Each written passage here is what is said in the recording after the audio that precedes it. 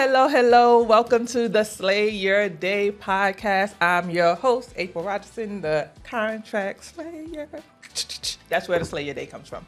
And we are focusing on people, unique people or perspectives or businesses that can help you slay your day. And today we have the magnificent, I mean, when I have folks here, and I'm not gonna even do his intro justice. He gonna do it to himself. But when I have people here, sometimes y'all don't comment. But when I showed y'all that I had this guy on my show today, stop it. People was like, "Oh, he's amazing. Oh, he's such an asset to our schools. Oh, it is Ric Ross." Thank you for having me. Normally I start off by saying I'm not Ric Ross the rapper. I know that's a disclaimer we got to put out immediately. And I'm definitely not Ric Ross the drug dealer. Okay, so how did that go? Because I mean, you have had that name longer than the both of them. Well, by birth. Right. Yeah, no. I'm the original Ric Ross. The original. Yeah. Power to the people. The original Ric Ross. And you out here trying to redeem that name, right? Listen,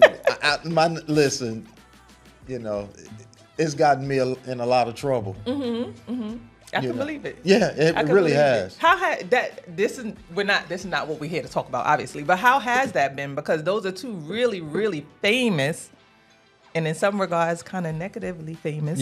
People. Yeah. And then you come walking in the door. Well, I was already here. I mean, yes. So, right. And then by me being in the entertainment industry, then people just put two and two together and they just assumed that I was the rapper. Yeah. And then, if I wasn't the rapper, then I had to be the drug dealer. Right. So I give you one story. So I was with a friend of mine and he had a friend in town from New Orleans. So we were doing some stuff with some kids, and she was like, "Oh, I really love what you're doing. I would love for you to come to New Orleans and speak at some of the schools." So I was like, "Okay, fine." So she said, "When I get back, I'm gonna talk to some principals and stuff." So week go by, I didn't hear anything. 2 weeks go by, 3 weeks. So I called my partner. I said, "Hey, such and such is supposed to hit me back." And she just fell off the face of the earth. I was calling her, I never heard anything back. So can you call and find out what's going on? So he said, "Well, I'm gonna do call on the two-way." So she was like, "Well, I'm so sorry." And I was like, "No problem. I know people get busy." She said, "No, I was talking to several of the principals, and they said that we couldn't have you to come down to the school because because of your past history." And I'm like, "What past history?" Well, they looked you up on, the Google Smoogle. Right. And I said, "Love," I was like, "That's not me. Right. That's the other Ric Ross." And she was like, "Wow. I'm so sorry." They were like throwing you like under the bus, rolling back and forth on you. Like, how could you recommend somebody like this? They're questioning her. She's like, "I almost lost my job." Yeah, to come to my school and speak to kids, and he's this and he's that. And I was like, "That's not me." And which is interesting because, well, you do a lot of work in the school, and I would like your take on this because, okay, let's say that was your background. Is it all bad where you have people who have done some things, and now they are out here to speak to the youth and say, "Hey, I done some things, but I'm here to tell you that ain't the way," or whatever. I think sometimes it's really a hard thing to judge whether or not you should provide quote unquote access to students, and if you have some type of pass. What are your thoughts about that? I will say this because I have had artists and friends who have been, in the system, who are now pillars of the community, doing a lot of great things to go in and speak to kids about their past. So it's not bad. I just think that is how it's all presented, to the school system or to the teachers, and who brings that person to the table. Yeah, because I don't know if you saw this, Sexy Red, is. Yeah, I get it. She posted a video talking about how they turned her away at the school. Now, in the school's defense, she admittedly says she came smelling a little like devil's lettuce. Yes. Yeah. Mm-hmm. But Smelling like there flowers. was so many people in the comment section questioning why would they even bring her to the school to begin with. And again, I think that in your capacity, you are speaking to the students, and in your background, which I want you to touch on this, you have a lot of artists that you will bring to schools and things like that as well. And they don't always show up. They show up as their authentic selves. Yes. Right? Yes. And there's such a fine line in saying showing up as your authentic self, but I'm still here to tell you these are what I think about things, right? But at the same time, people are like, well, if you're going to the kids, you should have respect for the kids, respect for the school, things like that. You have to set parameters in place when you're taking artists to school, and you have to know which ones to take and which ones not.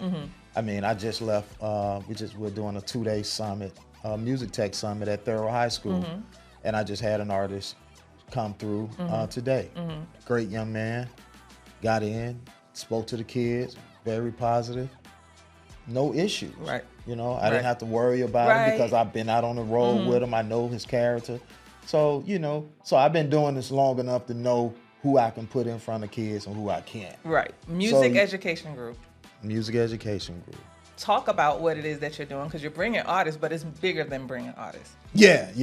I started this about 20 years ago when I was working at Atlantic Records, and it actually started prior to me going to Atlantic. I was out of work for 2 years. That's the industry. So I was just sitting around, and I was having my one-on-one conversation with God, and I was like, hey, if I go back in the industry, put me back in with a purpose. And just praying, part of my prayer life. And I tell you, this vision was given to me, the name and everything, Music Education Group. Told my wife about it, started doing, research on, becoming a nonprofit. The sister who helped me put it together, I ran across her. I don't even know how we even met now. And she said, I'm gonna help you with this. I said, well, what if I don't get it? She said, I can't tell you. She said, I've never had anyone denied, so we did the paperwork, 9 months. I got my 501c3, and we were off to the races. So it started off with me doing master classes. Okay. So at that time, I was working with T.I., I was working with Gerald Levert, Yolanda Adams, Fat Joe, Pretty Ricky, a bunch of artists that were signed to Atlantic Records. So I would take a lot of those artists into the schools, and then various other organizations to, speak with kids. But then when T.I. got in his situation, I was brought in to pretty much help him with his community service stuff. Gotcha. And it just kind of took off. It took another life of its own. But then I got to thinking, I was like, you know what? I really want to focus on the business part of the industry. This came about, one of the artists I was on the road with, we were having a conversation. Now, he's a platinum selling artist, and he started asking me about publishing. And he didn't know about publishing. And I'm saying to myself, he's selling millions of records, and he doesn't know about his publishing. So imagine kids who want to be in this business, they have no clue what publishing is. So the organization took another spin. So I was like, all these things were coming to me. So as we were doing the master classes, I started inviting my peers from the business side of the industry. My attorney, people in publishing, marketing, promotions. I would have them to come in and start speaking to the kids about their business and how they, just snapshots of the business, and start exposing the young people to the business side of the industry. Right, and you bring up multiple good points, but first, the woman that you met, you didn't meet her by happenstance. She was placed in your life. Absolutely, yes. Right? Yes. Sister Jennifer. Yeah. You didn't have any control over that, right? Nah. We sometimes think So something that we talk about on this show is these different pivots that we take and how you can come up with a unique business by allowing life to happen, right? Mm-hmm. So you were in a situation, obviously being out of work, especially as a man, I would say you want to take care of your family and all of that stuff. You're like, I got to figure something out. Sometimes people do some things that they shouldn't be doing, try to figure some stuff out, you know, or you can let the universe lead the way. And it sounds like that's what you did. Yeah, absolutely. And then the other piece is when it comes to the arts, many of us are very artistically inclined, but there's this business aspect of it that is missing. And it's not even just for the arts. This is even in my capacity. I'm having to learn how to grow my business because these are things that have not been taught to us. So taking that to the schools, specifically when we're talking about music, right? People are like, I want to sing, I want to dance, I want to act, I want to do these things. Somebody else will take care of the business, right? Yeah. And we've learned that somebody else can quite often be parasitic to your growth. So my son and I, we love watching the New Edition story. And one of the biggest things that I took away from that was how Michael Bivins learned quickly, like, I need to know this business. Absolutely. I need to know this business. Just up here singing and dancing, that's all great. You know, you hear people hooting and hollering, but there's stuff goes on in the background that I need to learn quickly. Right. And I don't know that the rest of them took that type of initiative because it still stands out like he's the main one who really jumped on that and mastered it. Having that being taught to students and children early is, I think, a really, really good impact that you're having, obviously, but in how they can take this in other ways, right? So there's two things. One, if you're an artist, understanding the business side of things and doing things in a way that will protect you. But two, pulling back the curtain that there are all these other ways of doing music or being in this business that does not require you to be in the front of the stage or on the thing. Absolutely. I've been blessed to be in the industry for 37 years. Did you want to be an artist first? No. Okay. No. My background is a little different than the average person that got into the music business. Of course, I was raised in a house where my father played music all the time when he would get off work. So I grew up listening to the Isaac Hayes, Four Tops, Temptations, the Motown sound, the Memphis sound, the Stax, all of this, all this great music. Of course, I played trumpet in school. I played guitar. Were you in the marching band? No, I wasn't in the marching band. Oh, no. because you wasn't like, man, what y'all be doing? I'm from New York. We didn't have that. No. And see, this is another thing too. Back then, it was certain side. I'm a graduate. I'm an APS graduate. From elementary school all the way through high school. Celebrating our 40th class reunion this year from high school. Congratulations. Yeah. So looking forward to that. But I'll say this, being from a house where I always appreciated music, and picking up playing trumpet in elementary and middle school. But then when my parents moved to another side of town, there were no free instruments. So I didn't play anymore. But then I picked up guitar. Started playing guitar in high school, and which once I heard Jimi Hendrix and Eddie Van Halen, I was like, I'm never gonna be that good. So let me put this thing. You're like strumming on these things. Like, let me put this thing down. But my passion and my love for music was always there. And the way I was brought up in the industry, I started at a company called WEA, Warner Electric Atlantic. Which is 5440 Fulton Industrial. If anybody's familiar with that address, that's the city hall for the city of South Fulton. Well, back then there used to be a record company. Gotcha. I didn't know that. Yeah, that was a record company. So everybody has walked through those doors. So I started in the warehouse. That's when we had, this was before CDs. We were still selling vinyl and cassettes. So I was brought up on the business side and the distribution side of the industry, even though I was always, working with artists, back in the early, back in the 80s, the whole music scene. I was also a part of that too, but I was working for a major record company from the beginning of my music career. So I was taught by a lot of industry professionals.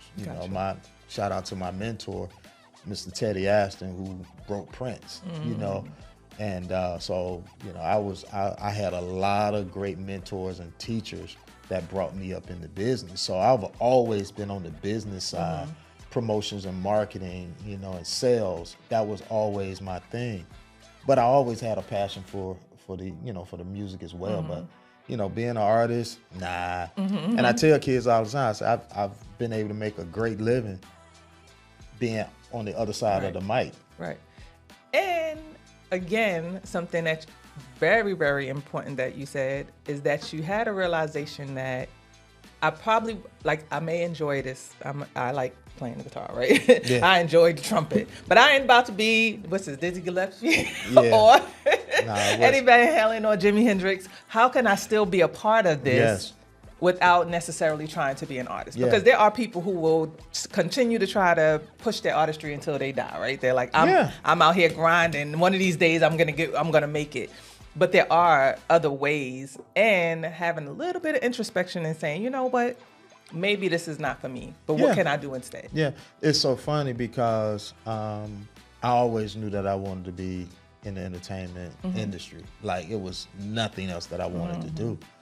Upon graduating, I was accepted in the Talladega State to receive going for my Bachelor's of Art. But one of my counselors told me that I needed to find something else to do because I couldn't make a living in that industry. And that's because they wasn't aware of the entertainment industry and the monies that could be made. So once he told me that, I didn't even think about going to school. It was like, well, that was the whole reason for me going to school, so I could. We find out you quit college after that. You're like, Yeah, I didn't even pursue it anymore after I had the conversation with her. But I was fortunate enough to continue to look for ways for me to get in. So there was a school back then called the Music Business Institute. Wow. And the school was taught by industry professionals, whether it was concert promotions, radio promotions, marketing, video, audio, law, and all these people that were teaching these classes were actually professionals that were doing it every day. So I went to that school. It was only like maybe 9 or 10 months, but it really exposed me to promotions, radio promotions. So me knowing the record companies and knowing the names, I just went through back then the white pages, and I found Warner Electric Atlantic. I called and I got hired on the spot. Oh, wow. And that was in 1986, 87. Things have changed so drastically over the years because those are now degrees in this music business, degrees in different capacities, as well as just classes, right? Yeah. Do you feel like they still have institutes like what you went to, or is it more or less? I mean, well, of course you have like SAE, you have, of course. What's SAE? It's an engineering school downtown. Okay. Yeah, I was going to say, would it be more so? Georgia State, they have classes. I mean, you have classes that are now teaching industry topics and things of that nature, but back then it was unheard of. Right. It was unheard of. So, like, really the first book that I ever read all the way through was Donna Passman, Everything You Want to Know About the Music Business, which is like the Bible for anybody. I recommend that book to anybody who wants to get into the music business. I don't know how many versions of that book has been produced since the 80s, but it's becoming more and more prevalent because you have a lot of people that are in the industry now that are, going back to school and teaching and things of that nature. So, and having some classes like classes that are just specifically about lyrics and different things like that. Like that didn't exist either back then. It was like there was no class on Nas or on Run DMC or that kind of stuff. Contract negotiations, things of that nature. No, it was nothing like that. It was nothing like that. So you find a lot of people that are industry professionals that have degrees that are going back into the colleges and teaching these courses. Right. So that's absolutely great. You know, for me, with the music education group, it was to, you know, our mission is to teach life skills and career development through music, film, and digital media. So for me, it was about bringing those industry professionals in to teach our young people on how to use the hardware and software, but also to give them those life skills that they're going to need. You can be talented, you can be as talented as you want, but you still got to have those soft skills. You still got to learn how to communicate with people, because it's a people business. Right. And if you're not a people person, then this is definitely not the business for you to be in. You know. How much would you say your counselor, who shall remain nameless, impacted your vision for what you're doing with the music education group? All the way through. It was always in the back of my head on what she told me, and that's why, you know, I've always used that as motivation. You know, it was so funny when I took my first job in the business. I went back to my old high school to visit one of my favorite teachers, and she just asked me. She said, "So, how much money do you make?" And I told her, and she said, "Wow, you make more money than a school teacher." Right. And I was like, "You're kidding, right?" No. Because I'm thinking school teachers. Right at that time. I'm thinking school teachers getting paid because you know it takes a lot. You know, shout out to all my teachers. Right. You know, because you really have to be passionate about doing that work. Yeah. And you know, it was like, wow, I achieved something that I never thought that I would achieve. Right. You know, coming out of high school and somebody telling me that you couldn't make a living doing this. So it was like full circle, but it was like full circle. But I always tell that story because, you know, telling young people like, yo, don't let anybody, you know, kill your dreams. Right. You know, if it's something that you're passionate about, something that you want to pursue, do it. It might take you a while, you know, but stick to it. And that's what I did. So, you know, everything that MEG is because of things that I have experienced over the years, and it continues to evolve, which is a beautiful part about it, because, you know, the industry changes too. So we have to change and we have to adapt, but you have to know these things in order, because a lot of people be living, you know, and there's nothing wrong with living in the past. I get it, I understand. Well, yeah, you know, people talk about the millennials versus Gen X versus Gen Z versus this one, that one, and it's like, I mean, but they keep me in the loop. They keep me current because we're dealing with them every day. So we're able to understand them more than the average person because we have more contact with young people on a daily basis. So. And I think that there's a mutual synergy that can happen between generations, right? So I think that sometimes we get caught up in no different than our parents were with us, where they thought they knew it all, right? And they had all these experiences. But the experiences that we have can help impart some wisdom into the next generation. But the experience, the real life, present day experiences that they're having are not the things that we have to deal with. So, for example, you spoke about, you know, being out of work and things like that. We're in this very weird space right now for young people that are between the ages of like 25 and 30, where they're trying to still figure things out, right? And if you think back to when you were 25, I don't know that we had it figured out, but you had a job. You know what I mean? It was like, I had a job, I had a fairly clear direction. And that's why I say for me, it was different because I always knew where I want to go. I spent my latter teens, all of my 20s, my 30s, my 40s, and my 50s doing exactly what I wanted to do. So for me, it was different because I always knew that I wanted to be in the entertainment industry, some form of fashion. But you're right. They haven't figured it out, and it's scary too. And I always tell young people this, you know, finding something that you're passionate about, know what you're passionate about, and know what your purpose is. That's if you can figure those two things out. And it might not come. It's not sequential, and that's what I think they struggle with. Yeah, and it's not. It took me a long time. I always knew what my passion was. Right. I didn't know what my purpose was until I started Music Education Group. Right. And not just not being sequential, they have so much information coming at them from different directions. So let's say, for example, when you mentioned you knew this is what you wanted to do. You spoke to one person, she said whatever she said, and then you still were kind of able to be focused. Whereas now there's all this information coming in from all these different places.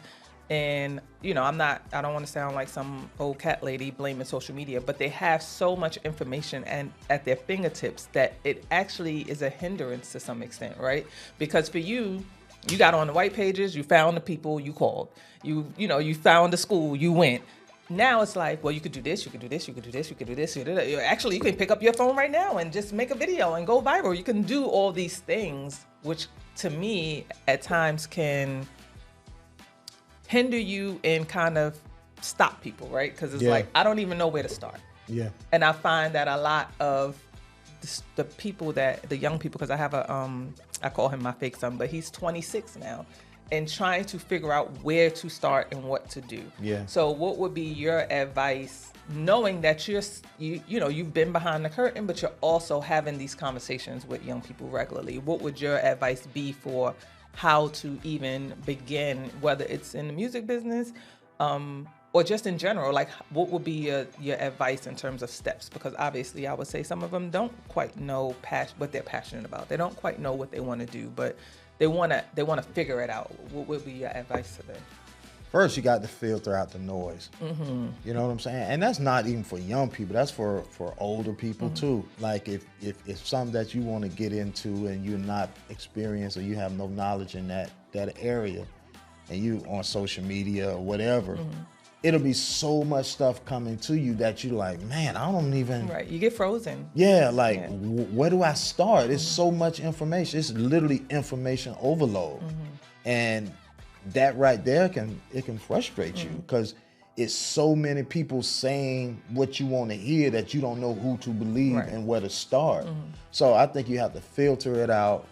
You have to just really do your homework and just really ask yourself those hard questions like, what is it that I really want to do? Like, do I want a career? Do I want a job? Do I want to work for somebody? Do I want my own business? You really have to sit down and examine yourself, and I think we don't do that. Right. We don't, because we're looking for the quick. Yeah, and we're looking for the quick answer. Like we're looking for the genie in the bottle, and the genie in the bottle is social media. So let me go on there. Let me find out how I can be a YouTuber. I've known people, friend of mine was telling me that a friend of his son quit working because they wanted to be a social media guru, whatever, right? Influencer, you know what I'm saying? Right? Yeah, and influence. And I'm like, they quit this good job to say they want to just sit around and be a social media influencer. Like, like where do you pick that up at? The whole thing is to find something that you like so you can make money, so you can take care of yourself and your family. Yeah. Like, you don't go backwards and say, I'm making money now, I want to get that up so I can do this. Yeah. But, people are looking for the quick hit, Yeah. And that's we're in this microwave society. I was gonna say that, and I think that's what everything. That's not even just social media, because it's like I got my food at my fingertips. I got Amazon at my fingertips. I have everything at my fingertips. Made us so lazy. Yeah, and then you put COVID on top of that. We lost 2 years, so now everybody don't want to meet no more. Now let's just set up a Zoom. Right. Do I really have to drive? You won't even know how many people that come in here that are like, now I know you saw the questions. I'm like, this is an in-person interview. Yeah. Please click yes that you see that this is an in-person interview. Yeah, like, can we just do the meeting through Zoom? Yeah. And people, yeah. Yeah, so it's we've gotten accustomed to just taking the easy route. You know what I'm saying? So for me, that's never been, you know, something that I've been interested in anyway. Clearly, because you got out there and beat the pavement and went to the school and called the people and did all that stuff. So, but listen, and we come from a different time too, though. Yeah, and you know, and I'm also a distance. I'm a marathon. Well, we're about to get into that. So but before we go there, I'm always for the long haul. Yeah. Now the long haul, music education group has been in it for the long haul. Yeah. You got, as I said, there were a lot of my folks that are in the school, Best Academy, Francesca Warren, the folks that's in it, that's he's an asset. You just mentioned that you were at Thurl doing a 2-day. We're doing a 2-day music summit. Okay, so you can't do a quick deep dive, but we're gonna do a quick kind of overview of what that looks like. What does the music summit looks like coming from Music Education Group? This is our second year that we've had this summit. Last year was only 1 day. This year was 2 days. Okay. So we have guest speakers coming in and over the 2-day period, just talking about different topics, marketing, just new technology, just giving them a screenshot, having some sessions, using on how to use the hardware and software. So that's pretty much it in a nutshell. You guys bring equipment in and stuff? Bring equipment. Good thing about this, we're over at Thurl. Thurl has an incredible program over there. Wow. They started their own label called Panther Records. Okay. So shout out to Thurl. So Mr. Davis, who's an incredible music tech teacher over there, he's doing an incredible job with the students over there. He's definitely one of our top schools that's doing music, music tech. He was awarded a scholarship, a grant from the Music Foundation, who's one of our partners, national organization. They give out these Jay Dilla grants. Jay Dilla, who was a producer who passed some years back. So they give out studio and recording equipment to high schools across the country. So they're great partners of ours. So they're here as well, supporting us, and we're getting ready to do some things with some other schools. We got Washington, we got Maynard Jackson, probably about eight schools that we work with them on. You guys, that's APS, but not APS, that's Fulton County, but you also do some work in APS. That's APS, and we also have Fulton County as well. So we're getting ready to put 2 studios in Fulton County, Westlake High School and Langston Hughes. So those 2 studios will be online coming in the fall. Perfect. Well, long haul, long distance. Ric Ross, you've been bold. Yeah. You've been bold out here deciding I want to start doing some long distance running. Yeah. So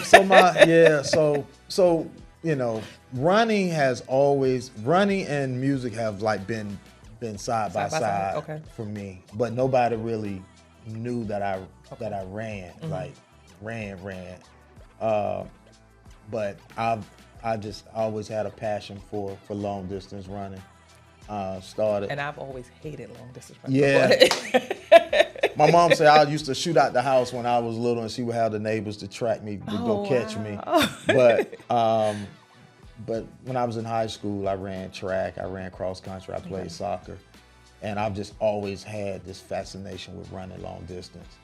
It's my friends, they think I'm crazy. So I started running, of course, 5Ks, 10Ks, and then I got into half marathons, and then I started doing marathons, and now I'm doing ultras. So what is an ultra? An ultra marathon is any race over 26.2 miles. Oh, Jesus. I don't think I want to do anything for 26 miles that does not involve a vehicle. But yes, kudos to you. Bold is the name.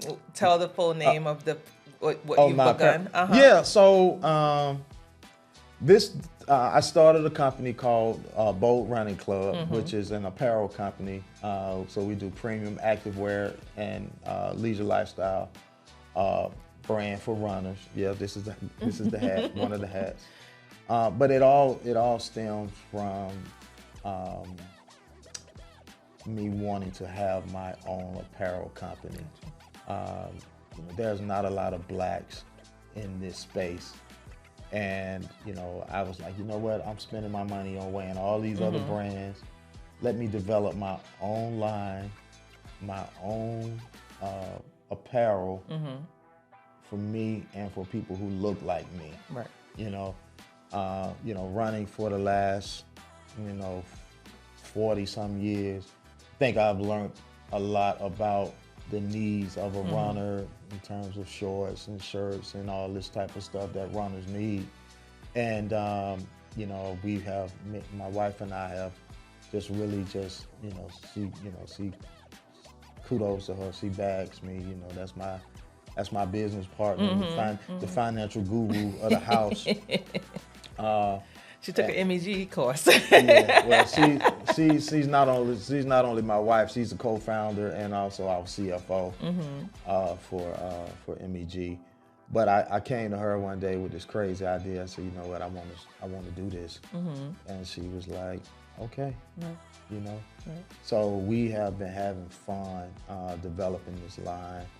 I launched it several months back with the t-shirts, sweatshirts, hoodies, and caps to just kind of start getting the name out there. But right now I'm working with a company overseas to actually develop the shorts and the shirts. Gotcha. So I'm having fun. Yeah. Yeah. That's what we're supposed to be doing, right? We're supposed to live life and be having fun. Listen, when I left, not by choice, but when it was time for me to leave my last job, I was like, you know what?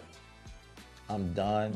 I've done everything that I wanted to do, in the entertainment industry. I was inducted into the National Black Radio Hall of Fame. Congratulations. I'm cemented in that area. It's like, it's nothing else for me to prove. I spent 17 years at Capitol Records as the National Director of Promotions for R&B. So I've done everything that I wanted to do in that business, So I said, you know what? I have MEG, I have something else that I want to do, so I'm gonna do that. So I'm not finished yet. I got some other stuff I'm working on.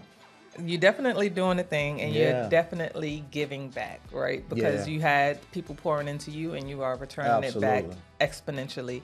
How does someone get in contact with Music Education Group? They want them to come to your school. I mean, everything you talked about was fantabulous. They like, come on over here to our school. Yeah. So you can go to our website, which is themeg.life, which we are getting ready to revamp the website. But right now you can go there to the website. You can follow me on IG at Ric the Runner, RICDA Runner. Facebook, Ric Ross. RIC. Yeah, RIC, no K. Yeah, he's not. He's okay with not having a K because that ain't him. Yeah, that ain't me. Thank you to Ric. Ric Ross, the runner. Yeah. And also too, next month on Saturday, May 25th, I am running the April 25th? No, May 25th. Wait, you said next Saturday? I'm sorry. Well, I'm probably gonna be running something anyway. Don't confuse me because I'll be confused. I'll be running the race next week somewhere. Okay. But next month, okay, on May 25th, I will be running the Underground Circus 100 miler. So yes, I'm running 100 miles. It will be held at the Silver Comet, but we're also doing it as a fundraiser too. Okay. So we are raising money for our mobile studio unit, which we started about a year and a half ago, raising money to build this unit. So you can join me on that day. You can come out, you can walk, you can run 1 mile with me, you can run a half a mile, you can walk with me. I'm gonna be out there all day. So it's 100 miles. So you gotta come out. You gotta come out and walk with me. And you can make a donation. I was just about to say, how do we make a donation? You can go. Yeah, you can go to our website and make a donation. THEMEG.life, or our Cash App is $Music ED Group, and make a donation. All proceeds are going towards this building this mobile studio unit. And we came up with this because some years ago, James and I attended this meeting where they were trying to bring the John Lennon bus to Atlanta to do a tour. And, you know, it cost crazy money to do this. They did it, they brought it. But, you know, I got to thinking, you know, they're only hitting like, you know, major cities. And so we started getting a lot of calls from other areas around the state of Georgia to come and do programs. Gotcha. I said, well, we can't be everywhere. I said, but if we build this bus, at least we can take it out on the weekends or something, take it to various schools and rec centers and expose the kids to, you know, to this technology. Right. So we began to the fundraise a couple of years ago. So it's another big project that we're undertaking. And this is just part of the fundraising. Right. I wanted to run the 100. Yeah, anyway. Tell the truth. No, I did. I wanted to challenge myself, but since I'm out there, really, it really was about me just running the race. But then I was like, you know what? I might as well use it as a fundraiser. We should use it as a fundraiser. Yeah. Donate to the music education group. Yep. They're building a mobile studio. Yep. And with that, we thank Ric Ross for being here with us today. It was a pleasure. We really, really enjoy it and appreciate what you're doing in the community. Thank you for having me. Thank you for having me. Thank you.